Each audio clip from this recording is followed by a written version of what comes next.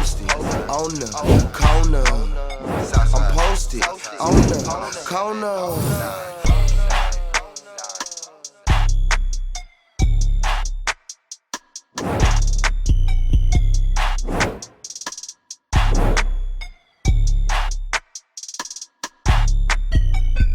You posted on the corner with yours truly incognito. And DJ Mrs. DJ Mrs. We got royalty in the studio tonight. And Man, I'm talking about sub-genre music, hip-hop, country. we got it all. Hey, man, we got my dog, Blanco Brown. Yes, sir. And the king of the South, T.I. in the studio tonight.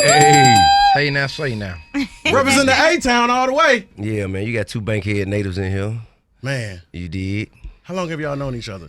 Man, it been about, a couple years or something like that. Been a good few years. Yeah, I met him first, like, he began working and writing with Tamika. I met him through my wife. They were working together, her and Ches and Sanchez. Yep, we used to be at the Pink House. God bless the dead Definitely. Sanchez. That's who did ASAP.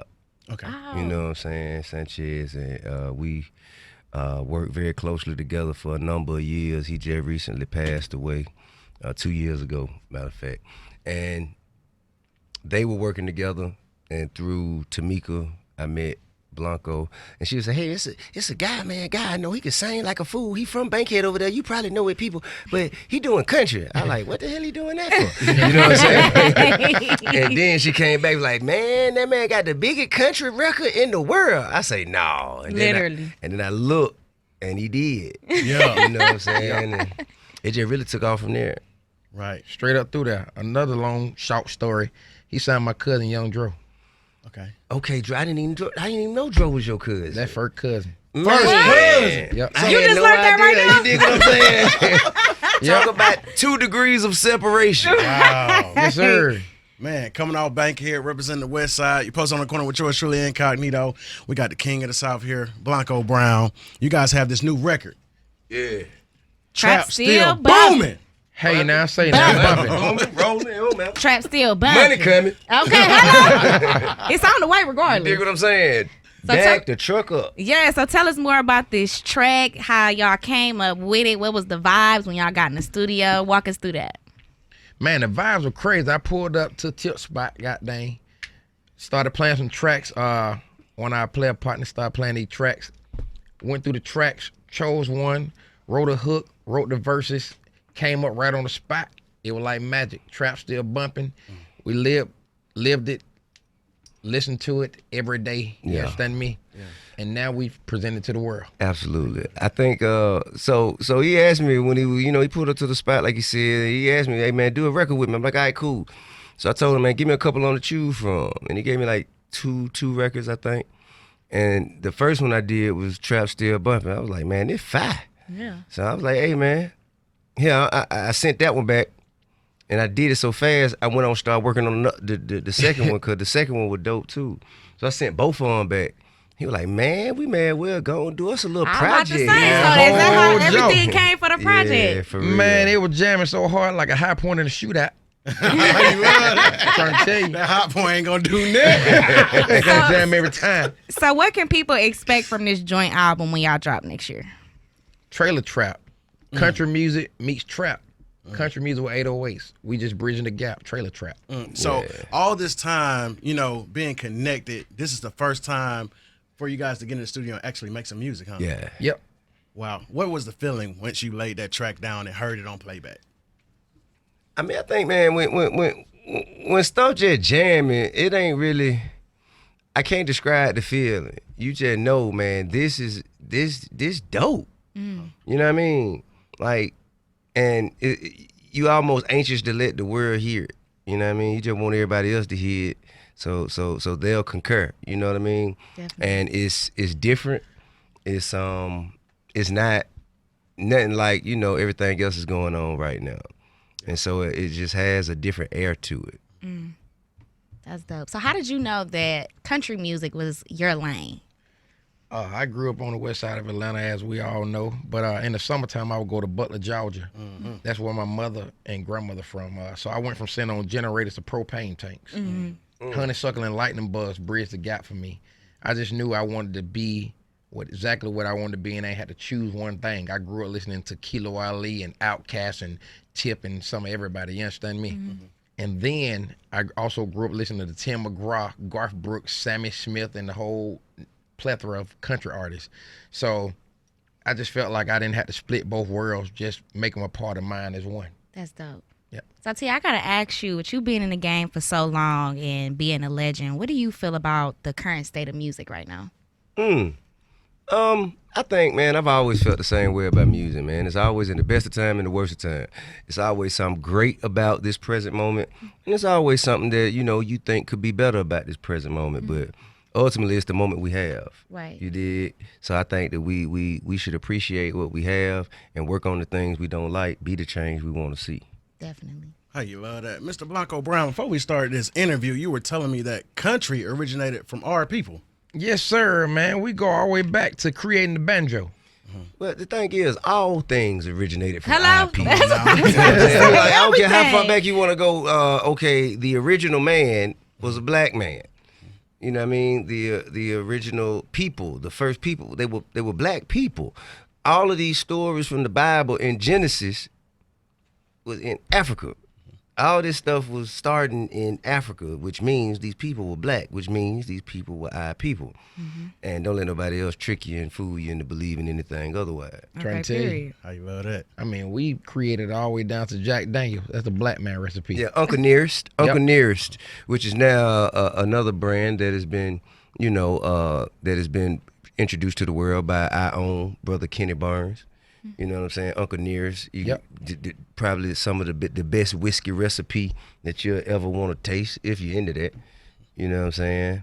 I think that we gotta have more knowledge, information, just more awareness of the greatness that we've been behind and the greatness that we come from. Truly. That's dope. So, Thanksgiving is coming up, and you're going to be doing the Macy's Yep. Thanksgiving parade. parade. So, what can your fans expect when they see you on that parade, in that parade, doing your thing? Just make sure they glued to the TV because I'm coming with the best outfit. I know that's right. And I always say it like I can sing with the best. It ain't, yeah. So we gonna have fun. I know What that's What are right. your Thanksgiving rules? Man, gotta have some stuffing and some cranberry sauce. And family is definitely like priority for me because as artists, we stay on the road so long away from our families. We appreciate every moment we get to spend with those who we love the most. Truly. How about you, King? Man, don't burn the turkey. Don't burn the turkey. You know what I'm saying? Don't mess up the macaroni. Listen, you can mess up whatever you want to. Please don't mess that macaroni up. Yeah. You know what I'm saying? I think, I think, just like you said, family is the key component. I don't even eat meat, but you know what I'm saying, during Thanksgiving and Christmas, I'm gonna eat some turkey. You know what I'm saying? I got the plug on the best turkey you'll ever taste in your life. We'll talk about it offline. You can't give everybody the plug. Yeah, I got the plug. I'm talking lemon pepper turkey. Ooh. You know what I'm saying? Cajun glazed turkey. I'm Man, talking- he just said something then. I don't eat meat either. Yeah. But I eat turkey during the holidays though. I eat turkey and dressing during the holidays. Man. And I might sneak me a chicken wing every now and again. Only at the Trail City Cafe. Don't let the Trail City Cafe, you know what I'm Hey, saying? man. Only the best poultry that Atlanta has to offer. So tell us more about Trap City Cafe. How did you come up with that? And what are the vibes that people can expect when they go in? Excellent question. I mean, how I came up with it. So first of all, man, I just have a genuine interest and just an organic intention to offer great experiences to the people of the community and people who visit Atlanta. So of course, the Trap Music Museum has, been servicing the community with phenomenal experiences for going on 4 years now. And we found that 90-some% of the people who come to the museum, they come from out of town. They tourists. Yep. And, on average, they spend about 63 minutes in the museum. And when I'm there, I notice that everybody leave asking me, so where we go now? Y'all ain't got, y'all serve food? What else do we, where do we go and, chill and eat? Because the idea in the museum is to get them in, let them see, experience, get them out. so we can, tend to that line that be wrapped around the building. Right. But now, we felt like we should offer an experience to the people after the museum, somewhere they can spend a little more time, absorb more of the culture, have some good food, drinks, hookah if that's what you're into, you know what I mean? And if you live here, we got a patio for you to sit outside and just kick back while you watch traffic on Northside Drive. If you don't want to be a part of the rush hour, you know what I'm saying? I think all of these things, and it's important for me to celebrate the artists that made this city what it is, the artists that contributed to the culture that made this city what it is. Now that Atlanta done got so big, we're a huge metropolis now. People want to move here. You know what I mean? Big time corporations want to come here. And, it's a lot of people in the political world and a lot of people in the, the corporate business world that would like for other people to believe that that's what this city is made of, that's what makes this city what it is. Everybody know that ain't true. Everybody know that the people who were yelling Atlanta outside of Atlanta before Microsoft decided to move here, before Porsche decided to come here, the people who generated interest for this city were, the musicians, the artists, before Hollywood wanted to be here. You know what I mean? When Andre 3000 said the South got something to say, man, everybody wanted to know what was going on in Atlanta. And that was before a lot of people decided to invest their dollars here. And when everybody wanted to know what was going on in Atlanta, when we were moving and shaking and doing what we were doing, it was us and Magic City. So so I think we can't get away from the essence, from the nucleus, from the foundation, the fundamentals of what made this city really, really generate interest of the world. And that's the culture that comes from the music that these artists have created. And I want to celebrate that. Period. T.I. is here, posted on the corner with yours truly, Incognito, DJ Mrs. My dog, Blanco Brown, is here as well. Speaking of the foundation of the A-Town, Blanco Brown, I got to ask you, what's your most vivid Atlanta memory? Man, Bankhead Horseshoe, riding around in a white Bonneville, listening to Kilo Ali, That Boom. Okay. And then 2 days later, my mama's car got stolen. Damn. With the CD in it. Yes, sir. I think that thing had a cassette back then. Damn. Yeah, it was in there. That's crazy. So a little birdie told me it's a surprise going down at that Falcons game Hey, now. on Sunday. Little birdie told me something. Well, we don't Dirty bird. Was it a dirty bird? Can you give us a little Hey, something man. on that? Just support the team, watch the game, man. It may be something unexpected come at the end of the first quarter, man. You know what I mean? Just watch the game and support the team. With the season opener song this season, are you guys open to recording a Falcon song next season? Give us a winning season. Well, see, the thing about opportunity when it meets revenue, Okay. you know what I'm saying? Hello? If the budget shall, Yeah.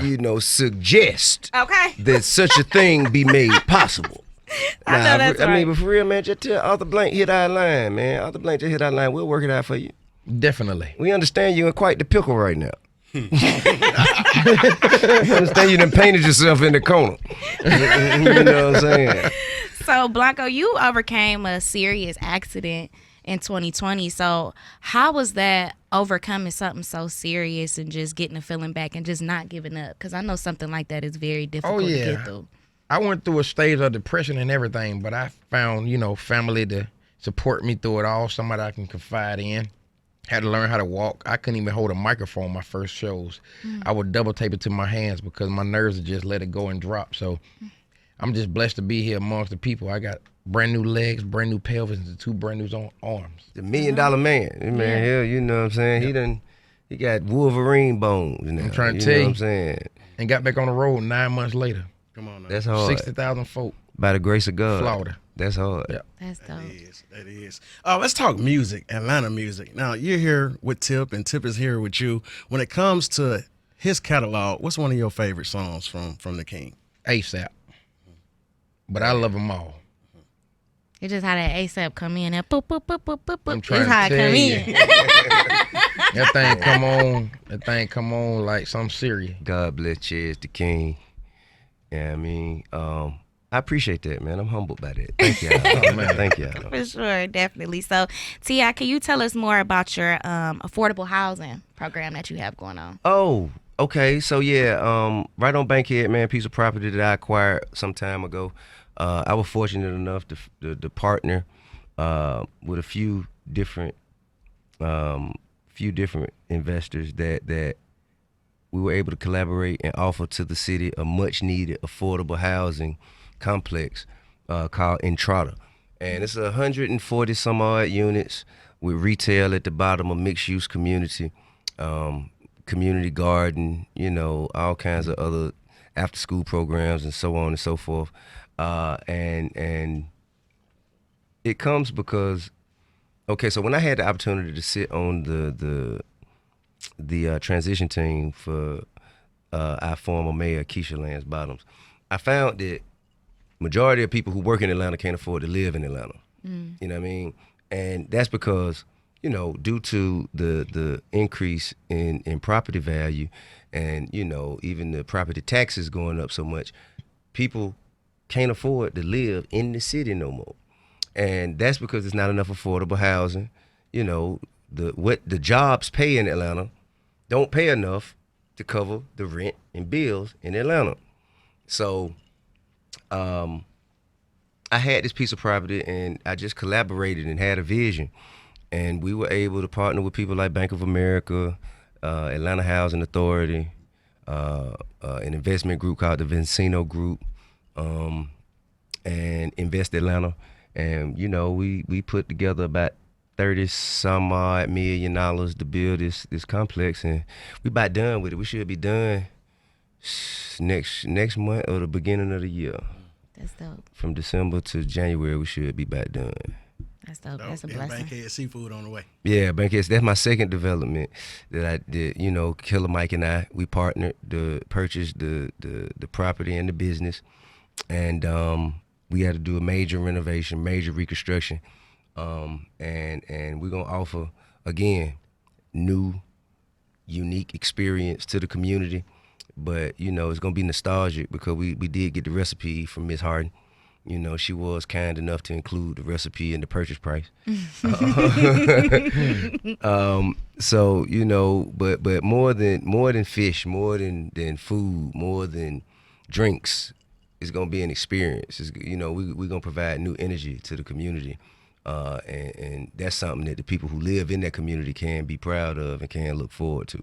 That's dope. T.I. and Blanco Brown is here. Posted on the corner with yours truly, Incognito and DJ Misses. No matter what's going on in your personal and professional life, what's something that always makes you smile? Music. It's that simple. I hear the right songs, I hear the right lyrics, and it brings me back to life no matter what I'm going through in my day. There's nothing more powerful than music. What's life without a soundtrack? It sucks. Legit. What about you? Me, man, my children, they always put a smile on my face. My youngest daughter up to my oldest daughter and everybody in the middle, you know what I'm saying? They all, and my grandbaby too, you know what I'm saying? I got a grandbaby now. So they always just find a way, to lift my spirits, whatever going on. That's dope. So what else are you guys working on this year that y'all can tell us about? I just had a song that I featured on. I just dropped with a young lady named Juicy Fruit? Yeah. Juicy Fruit. Called She Step. dope. Yeah, she's super dope, man. I straight out of Memphis. We just shot a video, man. Came out, man. So, I'm proud of that. And, comedy, I got shows in Arizona this weekend, the Ha Ha Mafia. We on the road doing comedy, working on doing my special sometime, I think, the beginning of next year. Just more opportunities and experiences at the Trap City Cafe. Working on a comedy club, opening a comedy club as well. Got a film coming out the top of next year called Fear. My first we need horror T.I. film. back on them films now. Yeah, I mean, the thing is, I get offers for films all the time, but I just don't. It don't feel important enough. It don't feel like like something that should be done. And plus, there's not enough equity in it for me. Like I wanna I want to participate in the growth of a film. I don't just want to show up and work and then I leave and it do $100 million at the box office and you go home with all the money. I don't, that just ain't interesting to me anymore at this point in my career. But I still love the art. I still love, to tell stories, our stories. I'm just tired of sitting across from white folk and asking their permission to tell stories that's important to us, to our people, to speak to our people. You got to go through somebody that ain't from our culture, and I don't understand that. I kind of got sick of that. You gave us a lot just then. You said you got a comedy special coming out next year. Well, I said, yeah, working toward that. Wow. Definitely. And opening up a comedy club. My question for that is that going to be on Bankhead, like how the Trap City Cafe and Trap No, Museum it won't be far. Okay. It won't be far. It's like on 14th Street. Okay, for sure. Yeah. And lastly, what was you threw me so much just then. I was like, man, I'm trying to eat all that up. What he had to say. What is your favorite song to perform, Mr. Brown? Oh man, probably I Need Love. Yep, I dropped it during the pandemic, and I get more inboxes for that song than anything. Yeah. Okay, then. We ain't push it, but people still hearing it that need to hear it. It's organic. Yes, indeed. And I just dropped a song with Leslie Jordan 2 weeks ago, and Low Cash. Rest in peace, Leslie Jordan. Man, full of joy, full of excitement. I got about 3 more shows on this Outbreak Monster Tour, ending wrapping up December the 3rd.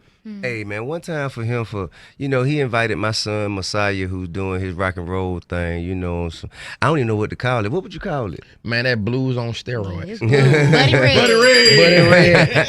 That's so dope. I just seen that he had a show. I ain't had a chance to catch none of his show. When he rocking out, I had my own gigs and stuff. I ain't had a chance to catch him yet. Everybody was talking about him at my show that I did here a week ago. Yeah. Like, they still saying, hey, we had no idea he could play the guitar and sing like that. He like the new Jimi Hendrix. I said, man, that's he been in his own lane. That's fine. The Like, videos real. I seen posted from his recent show was just like, wow, like you have a whole musical family, and it's Who'd have thought? It's crazy. Like, and everybody has their own lane. Everybody has their own talent. So what does that make you feel like, knowing that your kids finding their own lane and Man. what they love to do? It's phenomenal. It's really a humbling feeling, like, because I see so much of myself in each and every last one of them. They each have pieces of my personality, different pieces of my personality, and to witness your child, somebody who you've poured so much into throughout the entirety of their life, but to see them find the thing that makes them feel whole, their passion, the thing that wakes them up in the morning, that that they feel rewarded when they're doing it. To watch that, like, that's it's an unspeakable feeling. Speaking of which, I also have a show that we're working on. Me, Boosie, King, and Tootie. Me and Boosie and our sons, we got a show that we're working on together. And I'm excited about that, you know what I'm saying? We just got the pilot episode back. And Boosie and I also working on a joint album as well. Oh, yeah, So that's hard. I'm excited about that as well. Yeah, So, Boosie came out and said that's the hardest album they're gonna drop this year. What's your opinion on it so far? I mean, I think we probably gonna push it back to next year, because we still putting the finishing touches on it. But I think he's well within his rights of saying that. For one, it's gonna be so unexpected. You know what I mean? I don't think y'all ain't gonna expect for Boosie to be snapping the way he is. You know what I'm saying? I just don't.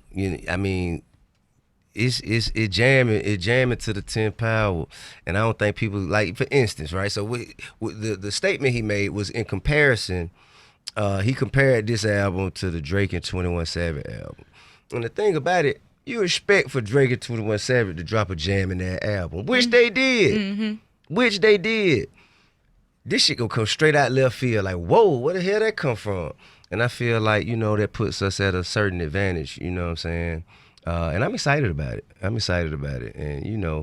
and then it never a dull moment with bro. bro. You know what I'm saying? Yeah. You know, it's definitely an exciting time. You know, I get to work with Blanco, I get to work with Juicy Fruit, I get to work with Boosie, I get to go to Trap City Cafe. I feel like, you know what I'm saying, I don't even feel like I'm working at this point. I get to do comedy. I'm doing whatever I want to do. Living your best life. Yeah, man, I'm enjoying it. That's I go dope. to the mailbox for a living. I know that's right. So, Blanco, I do life. want to ask you, what advice do you have for artists that, you know, want to step out of a lane that people feel like they shouldn't be in?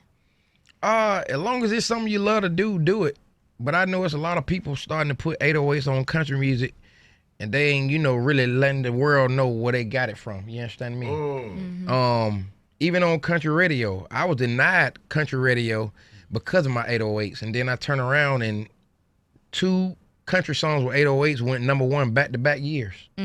So I'm picking up what they're putting down, but I keep it going. Trailer Track gonna live forever, and if you're an artist, you want to do something dope, do it. The world will let you know if it suck or not. Yeah, Okay. don't wait on nobody to validate or substantiate your vision. You gotta go ahead, man. It's your vision for a reason. Don't let nobody project their fears and failures on you. You know what I mean? If you got the notion to do it, go do it.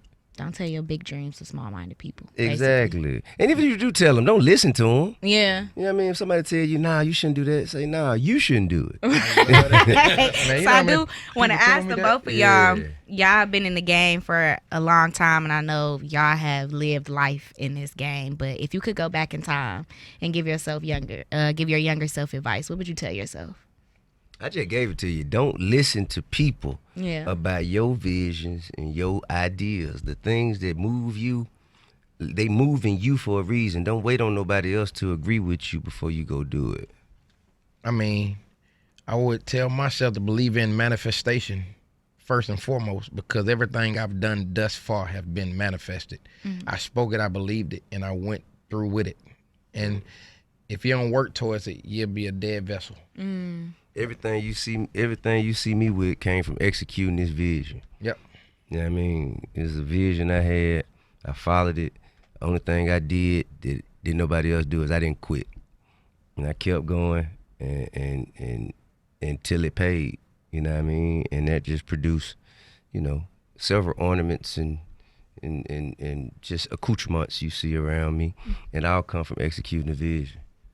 Just learned me a new word, accoutrements. Accoutrement, You're working on an independent film as well. You've been filming this year with different comedians in Atlanta. Oh things of yeah, nature. well I think it's gonna be like a TV show, man. I think we're working on a TV show with and it's really about my journey in comedy. You know what I'm saying? So I've been filming some you know, just my journey as I build my set and I build, you know, just sharpen my skills in the arena of comedy. Been kind of documented. You know what I'm saying? And we're going to find us a proper partner to present that to the world. Long live comedian Nard. Yeah, man. Long live Noah and Dirty South. Yes. Yeah. Nard founded the term booty do. He did. In your video, can you give us a funny moment from the set of that video shoot that day? Man, I mean, that was so many. Mind you, this was 20 years ago. And the 20th anniversary of trap music is next year in 2023. But let me see, like, man, Nard was always really just roasting and talking about people, you know what I'm saying? Him and to see him and Lil Duval go back and forth so much. I mean, and we can only put so much of it on camera. You know what? I'm gonna see if I can find the outtakes. Because we had so much fun on that set, and like we filmed from, you know, it was an all night video, so it was kind of like from sundown to sun up, and we just kicked Push P all night. You know, I got a lot of fond memories of Nard, man. Nard was really a class act and really introduced me to the world of comedy, introduced me to a lot of, you know, some of my best partners in comedy now, you know, and he will be missed.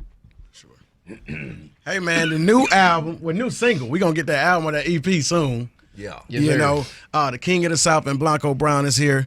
Trap still bumping. The record is here. We can go into introducing the world premiere at this point. Let's do it, man. Blanco, have Hey at it. man, say man, up next. Trap still bumping. T.I. and myself, Blanco Brown. Yeah. How you love that? You posted on the corner. Bankhead, partner. Posted on the corner. On the corner. On the corner.